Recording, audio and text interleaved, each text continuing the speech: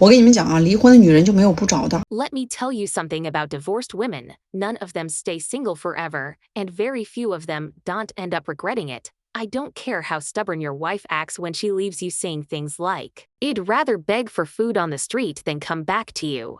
Or "I'm never marrying again. I'm done with men." Don't listen to those influencers online telling you that a woman raising a child alone without a father is an absolute winner in life. It's all a lie. It's pure fiction. Think about it. If a woman were truly as rational and enlightened as they claim, she wouldn't get divorced in the first place. She would manage her marriage perfectly. The truth is, anyone who gets a divorce cannot escape a few universal miseries, eventually. These miseries force them to remarry, only to plunge themselves straight into a new cycle of regret. If you don't believe me, let me walk you through the 3 types of misery that 90% of divorced women inevitably face. The first type is the misery of daily survival. Why are women traditionally seen as the vulnerable sex? Because biologically and psychologically, they thrive on having someone to lean on. When she was still married to you, even if you didn't earn much, weren't the most handsome, or lacked romance. The mere presence of a man in the house provided a sense of stability. When there was heavy lifting, dirty work, or an emergency, the man was there to handle it. But after a divorce, everything changes: the groceries, the utility bills, the maintenance. She has to deal with it all alone. When the lock needs changing, the light bulb goes out, or the faucet starts leaking, she is completely out of her depth, and that's when a profound sense of helplessness sets in. It gets even worse when she falls ill or faces a crisis and desperately needs someone to hold her, support her, or carry her. Some might argue, well, she did all those things herself even when we were married. But you are missing a fundamental psychological concept. Having a partner and choosing not to rely on them is one thing. Having absolutely no one to turn to is a completely different reality. Even if a woman makes her own money, she will feel a deep, chilling loneliness. Life isn't just about having cash in your wallet. It's about having someone to share the burden of existence. That is a vital role a husband plays, and yet, this isn't even the hardest part. The second type is the misery of emotional starvation. When middle-aged women experience emotional waves, they hit hard, and they are impossible to suppress. In the past, if she had a terrible day at work, she could come home and vent to you. She might cook, clean, or rub your shoulders, or even snap at you just to release the pressure. Now, if she gets mistreated at work, you are no longer in the picture. She can't vent to you, and she can't lean on you. Instead, she comes home to a dark house, a cold stove, and a cold bed. In the summer, it might be bearable, but in the dead of winter, that is when the absence of a warm companion hits home. Even if a man does absolutely nothing else, just being there to offer emotional comfort is priceless. At their core, women crave emotional security far more than men do. People will argue, isn't it the same for men? No, it isn't. In a marriage, women are usually the ones being pursued, comforted, and reassured. Men rarely receive continuous emotional pampering, so when they divorce, they don't experience the shock of losing it. A man might have worked hard and provided for the family only to be nagged every day. But for a woman who was used to being comforted, the sudden silence of a post-divorce life feels like a barren wasteland. But the first 2 types of misery are nothing compared to the third, which is the most fatal: the misery of malicious gossip. The moment a woman carries the label of divorced, society slaps a series of ugly stigmas onto her: unstable, promiscuous, dangerous, or someone who abandoned her family. Even if the divorce wasn't her fault, she can't go around explaining her side to every single person. Even if she tries to blame her ex-husband, who is actually going to believe her? Once you are divorced, your coworkers, your female friends, and especially your friends' husbands will instantly put their guards up against you. Why? Because they are terrified you will influence their wives and drive them toward divorce too. And if you happen to be attractive, your friends will guard their husbands like hawks. To them, a single, divorced woman with no household tying her down is a walking threat, a homewrecker waiting to steal their partner. No matter how honorably you carry yourself, human nature dictates that people will inherently distrust you.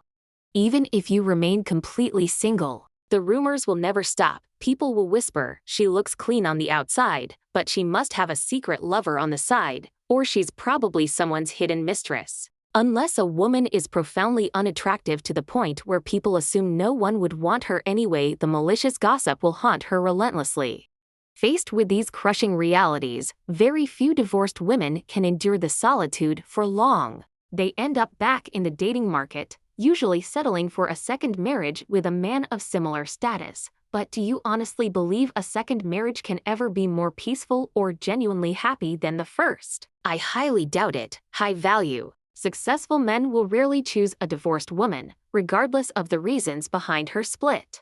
So you end up settling for an average man. How are you going to get along with his children? How will you handle his ex-wife? How will you deal with his parents? Being a stepmother is a logistical nightmare. If you have a new child with him, his parents will rarely treat your child equally, causing endless resentment. If you choose not to have children, you risk becoming nothing more than free domestic labor, discarded the moment your perceived value runs out.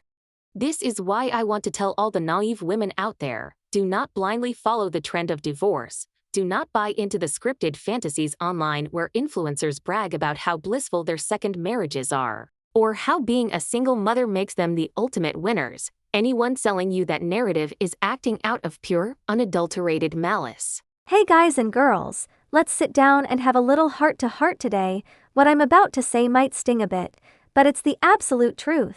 Have you ever noticed when you're scrolling through your phone that the internet is flooded with this weird, toxic formula for clout? There's an entire army of influencers out there feeding women absolute poison. They constantly push narratives like, raising a kid alone without a father is the ultimate power move. You can only find yourself after a divorce, or a divorced woman is a rare, high-value gem. I just want to look through the screen and ask all those naive girls jumping on the bandwagon, that Kool-Aid smells sweet, but do you seriously buy into it? Real life isn't a TV drama, and it's definitely not a scripted video. If you actually use this internet garbage to guide your marriage, let me tell you, you are fast-tracking your way to a miserable life. To put it bluntly, a lot of modern women have been completely brainwashed and blinded by this online nonsense. They've become entirely ungrateful in their marriages. Your husband goes to work and comes home on time every day, he doesn't gamble, he doesn't cheat, and even though he might not make a fortune, he hands his entire paycheck over to the household. Yet you complain he isn't handsome enough, isn't romantic enough, or doesn't give you enough surprises. He handles all the backbreaking, dirty work around the house, changing the locks, fixing the lights, clearing the clogged pipes, only to come home and listen to you nag. Because you feel he doesn't validate your emotional needs, you honestly believe there's an army of perfect men waiting for you out there, and that getting a divorce will somehow set you free to fly high. But use your brain for a second. Can you really defy human nature? Let me tell you right now, 90% of women who divorce just to follow the trend end up regretting it sooner or later, even if you act tough as nails during the split, claiming you'd rather beg for scraps on the street than ever step foot in his house again. Trust me, when reality slaps you hard across the face, you won't even know where to cry. Why? Because there are 3 brutal miseries after a divorce that an ordinary woman simply cannot handle. The first is the sheer misery of daily survival. When you have a husband around, no matter how much you fight, the anchor of the house is there, and the home is secure. If you get sick or face an emergency, even if the guy is awkward and clumsy, at least he's there to help you up or hold your hand. Once you're divorced, who is going to manage the groceries, the utilities, and the bills? You. When a lock breaks or a faucet leaks, you have to beg outsiders for help. That feeling of having no one to rely on, the pure loneliness and vulnerability of it, is enough to wake you up crying in the middle of the night. And don't tell me money solves everything in this life. There are certain things money simply cannot fix. A man's presence is there to shoulder those heavy burdens for you.